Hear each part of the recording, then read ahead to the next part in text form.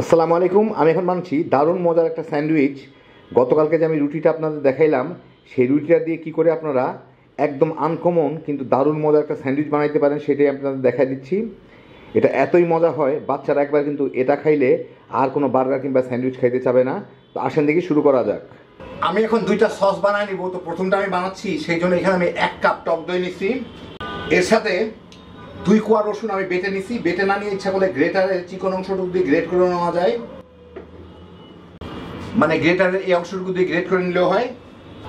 এর সাথে দিচ্ছি 2 টেবিল চামচ সাদা তিল বাটা।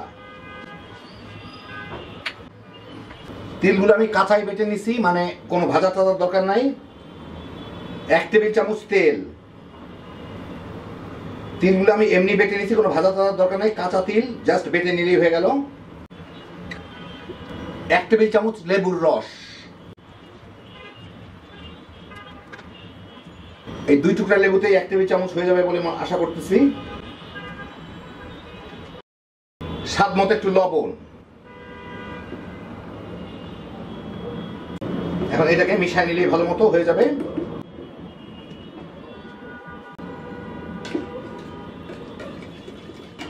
ভালো মতো ঘুটে মিশিয়ে নিলাম, হয়ে গেল আমার দারুণ মজার একটা মিডল ইস্টার্ন টাইপের, মানে মেডিটেরিয়ান টাইপের সস। একবার এইভাবে সসটা বানায় দেখিয়ে স্যান্ডউইচ কিংবা যে কোনো কিছু কোন ডিপ হিসাবে খাইতে দেখি মজা লাগে, বানালেই বুঝবেন। আরেকটা সস আমি বানাচ্ছি, এই জন্য আমি এখানে আধা কাপ মেয়োনিজ নিছি। এর সাথে প্রায় 1 টেবিল চামচের মতো টমেটো সস মিশাবো, অথবা টমেটো কেচাপ। বেশিও মিশাতে পারেন, কমও মিশাতে পারেন, যার যার রুচি মতো। হয়ে গেল আমার দারুণ মজার একটা একটু অন্য রকমের সস। তো আমি যে মেডিটেরিয়ান ব্রেডগুলো বানাইলাম, এগুলো সাধারণত স্যান্ডউইচের জন্য কিংবা শর্মা অথবা যেটাকে ওরা বলে জাইরো কিংবা গাইরো সেগুলোর জন্য। তারপর আমি এমনি খাইতে মজা, তারপর আমি দেখাচ্ছি কীভাবে এটা দিয়ে স্যান্ডউইচ বানানো হয়। এর জন্য আমি ব্যবহার করতেছি সবজি। আমি এখানে নিচ্ছি লেটুস, পেঁয়াজ, টমেটো, শসা আর কিছু ফ্রেঞ্চ ফ্রাই। ফ্রেঞ্চ ফ্রাই কিন্তু যে কোনো স্যান্ডউইচে দিলে স্বাদ অসাধারণ বেড়ে যায়, বিশেষ করে কোনো বার্গার টার্গারের মধ্যে যদি দিয়ে দেন দেখবেন কীরকম মজা লাগে। এর আগের দিন বানিয়েছিলাম কিছু চিকেন পপকর্ন, সেগুলো আমি ব্যবহার করবো। যে কোনো ধরনের মুরগি কিংবা যে কোনো ফিলিং আপনারা দিতে পারেন। যাই হোক, এখানে আমি একটা নিয়ে নিই। নিয়ে এটাকে এইখান দিয়ে কাটতে হবে, যেভাবে সাধারণত কাটা হয় কাটে, এই যে এখান দিয়ে কেটে নিতে হবে।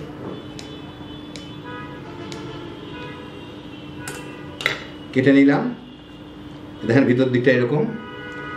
এখন নিচের দিকে আমি এই যে সসটা বানাইলাম মেয়োনিজ দিয়ে, ওইটা দিব। মেয়োনিজ আর কেচাপ দিয়ে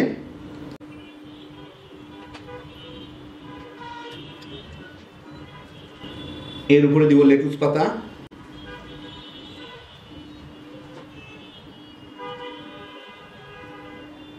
2 স্লাইস টমেটো, 2 স্লাইসই দেই। এই চিকেন পপকর্নগুলো একটু গুঁড়া গুঁড়া করে দিব, ভেঙে ভেঙে দিব, যাতে একটু সব জায়গায় ছড়ায় থাকে আর কি। তাহলে বেশি দিতে হবে না, অল্পতেই পাক পেয়ে যাওয়া যাবে।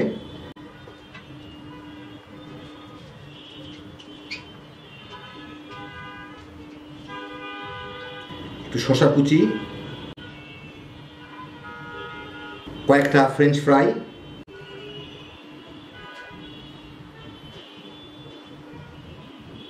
উপর দিয়ে একটু পেঁয়াজ,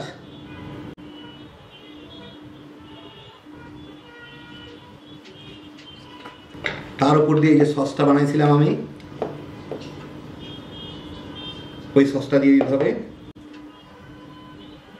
একবার বন্ধ করে দিলে আর কিছু হবে না, এখন একটু ঠেলে ঠুলে লাগাই দিতে হবে।